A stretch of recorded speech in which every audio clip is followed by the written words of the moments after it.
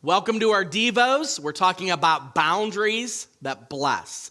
We talked about the importance over this past weekend of family and focusing on making sure that we're healthy when it comes to the severance, the leaving of our families when we are establishing new ones. It doesn't matter if you're married. It matters even if you're single and you're living on your own, how you make a severance in order to actually live in a way that is independent, but also honoring of your family.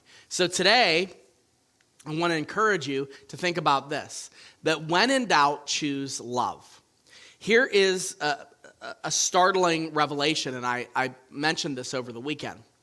There is no family that is dysfunctional unless they have more than one person in them.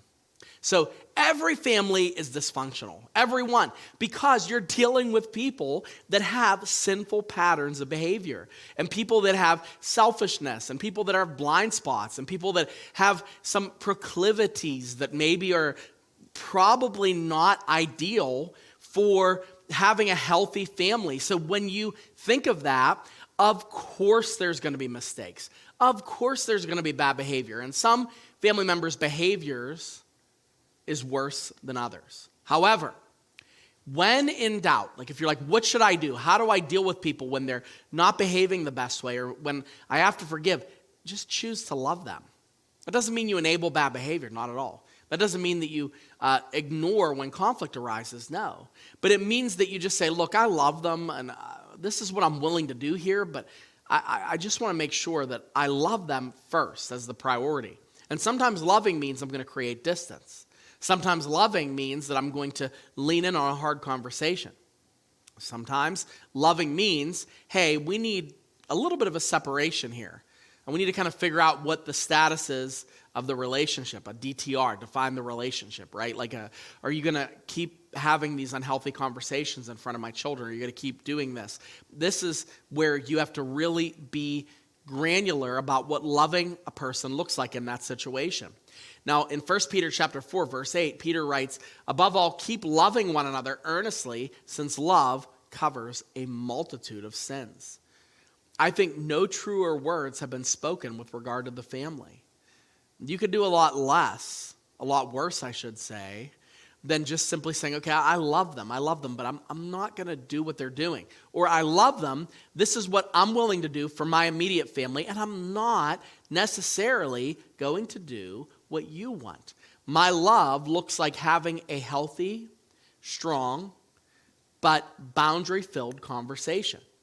And there are two books that I recommend on this. Well, one I'll recommend that is, I'm actually just going to recommend the one because I read too much. I don't want you to read both of them. But the first one, and the one that is kind of the king on this, that I'd recommend is something called Crucial Conversations. Crucial Conversations. A couple members of the staff read this. I can't remember the authors. I don't believe it's expressly Christian. It's more from a psychological standpoint, and it's about how to frame difficult conversations. Most of the time, we have trouble having the hard conversations because we would rather continue on being passive aggressive or continue on being angry or bitter. And the truth is we don't want to have the conversation that's actually going to solve the problem.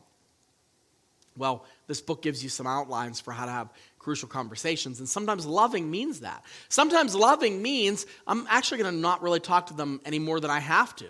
And you have people like that in your family. You have people sometimes that every time they're around, they are toxic. And so you love them, but you love them from a distance. You know, the Bible says love your enemies too. It doesn't say that you have to share a vacation home with them for a week.